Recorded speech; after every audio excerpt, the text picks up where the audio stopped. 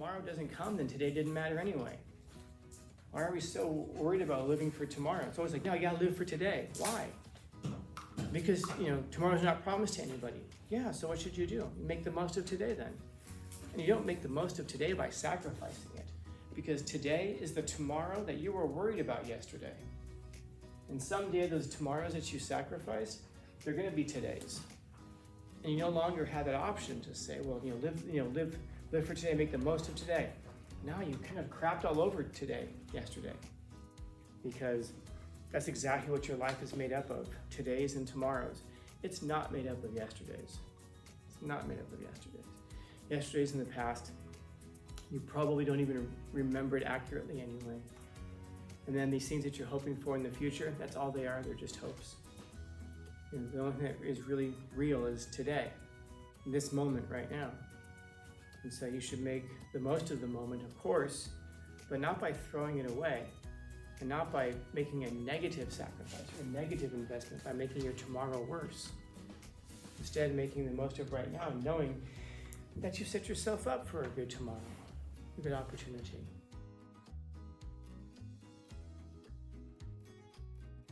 I asked that because I wonder if that kind of plays into the story in some other way. Because it's like, we're not supposed to be together, we're a demon and we're an angel. Yeah, but demons are angels, they're just angels in a different state. Yeah.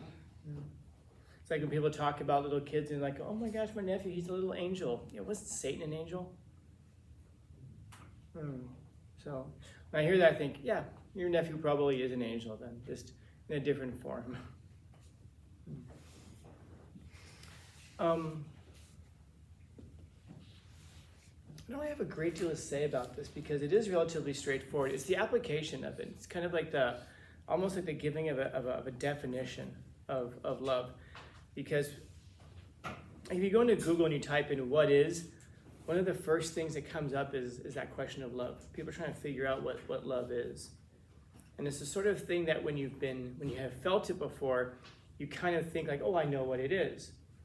But I don't know that that's necessarily true. We've talked about the different forms of love before, yes? In here? We talked about there's like these, like if you're looking at English, we have this poverty of language where there's just two statements. There's like, so there's just this one statement of love. I love buffalo wings. I love my mom. I love my girlfriend. I love, rainy days. But hopefully you feel differently about buffalo wings than you do about your mom. Hopefully you feel differently about your mom than you do about your significant other, unless you're from Kentucky, I suppose. But we only have that one word, which makes it really confusing when we start talking about love then. And this is why you'll be in a relationship for a long time, and at the very beginning you'll be like, oh my gosh, I love this person. And then fast forward 15, 20 years, and you're trying to make sense of it, and you're talking to a friend, and you're like, I love them, but I love them, but I'm not in love with them. Does that make sense? No, it doesn't, because you're using the same word to denote two very different things.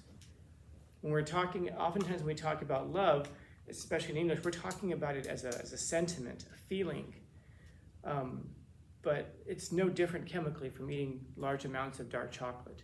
You can get the same kind of chemical feeling in your body as love. So love, therefore, has to be something a bit more. When we're looking at Greek, for example, Greek has this word eros, which is like that initial infatuation, like sentiment that you feel when you meet someone. You're excited to meet them, and your heart jumps, and you're all excited and everything like that. After a while of being in love, this other kind of love thing takes over called philo, which is a deeper version of that, where you still have these kind of emotional, attachments, these sentiments, but you're operating more as like friends than as anything like on that sentimental level, like you do things because, like, why do you do things for your friends? Is it because you have a heart pulling sentiment towards them? Not usually. It's usually because you've got some kind of I'm like a reciprocal relationship with them. I'm there for my friends, they're there for me. It's like you support each other in that. And then go a little bit deeper than that, and then you've got this other thing called sterge, which is like a family type of a love, where you love each other, and it becomes less about sentiment and more about action and duty.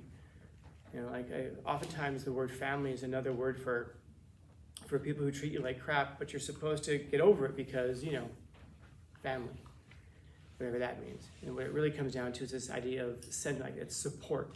I'm there for them, they're there for me, and we always have each other to rely on. And that goes a bit deeper even than that, which is agape.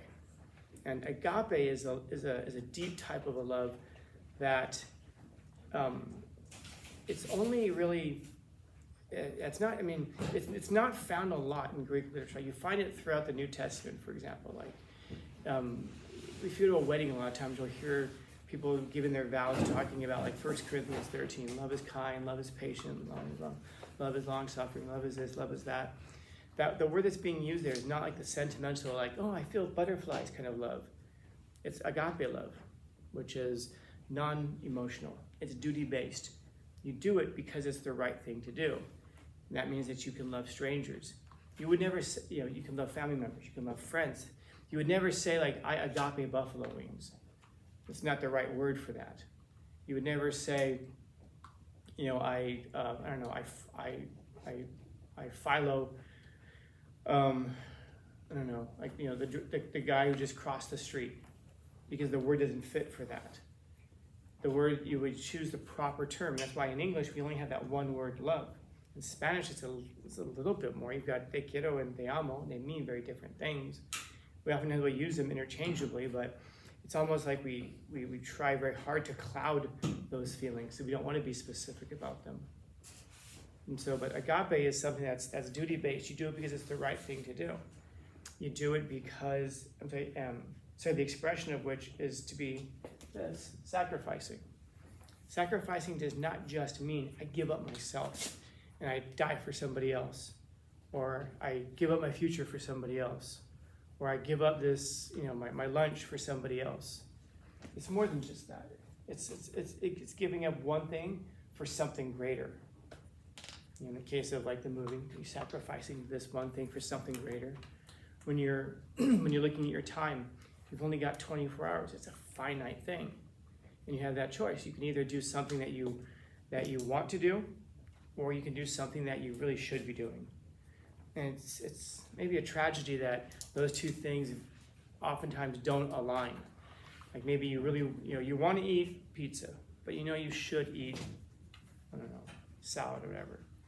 You want to stare at your phone on TikTok videos, but you should be studying. And those two things never align, and that's what creates this kind of tension in us a lot of times, in the sense of, like, we've wasted time or we wasted opportunities. When in both of those cases, you're making a type of sacrifice. If you give up the pizza for the salad, you're sacrificing something you want, but what you're getting out of it is a healthier lifestyle. You're going to feel better. You'll be in better shape. Your body's going to function better. If your body functions better, your mind works better, and so forth. If you instead eat the pizza, you're sacrificing all of that positivity, and what you get out of it is it tastes good right now for this 1 second. And any of us that can look at that, if we really rationally think about it and go, that's a really bad trade. That's like saying, well, I'm going to give up these $100 so I can get the $10 now. Well, yeah, but you maybe you're going to die young and you're never going to get a chance to enjoy those $100. Well, if tomorrow doesn't come, then today didn't matter anyway. Why are we so worried about living for tomorrow? It's always like, no, you got to live for today. Why? Because, tomorrow's not promised to anybody. Yeah, so what should you do? Make the most of today then. And you don't make the most of today by sacrificing it, because today is the tomorrow that you were worried about yesterday. And someday those tomorrows that you sacrificed, they're going to be todays. And you no longer have that option to say, well, live for today, make the most of today. Now you kind of crapped all over yesterday. And so now you have to start from this really bad position because, you thought, well, maybe I'll never get there. If tomorrow doesn't come, today didn't matter. And so it only makes sense to set yourself up for a better tomorrow. There's no weird thing that every time you set yourself up for a better tomorrow, you have a better today. Because eventually tomorrow comes. But we allow, like, these impulses in us to just take over, and we will routinely make the worst possible choices. And I mean, you can even see it in the language that people use today. It's like a trendy thing to say, that's for future me to worry about. Yeah, well, future you, we'll have to worry about that at some point. Do you really want future you to worry about that? What you're really saying is, I just don't want to deal with it today. And I'm willing to deal with it tomorrow. But the chances are when tomorrow comes, you won't be any better equipped at handling it because you developed those skills today. I know it's a bunch of today's, tomorrows, and circular things, but hopefully it can make some sense. Not that it will set in, but just that it can make some sense. Because that's exactly what your life is made up of, today's and tomorrow's. It's not made up of yesterday's. It's not made up of yesterday's. Yesterday's in the past, you probably don't even remember it accurately anyway. And then these things that you're hoping for in the future, that's all they are, they're just hopes.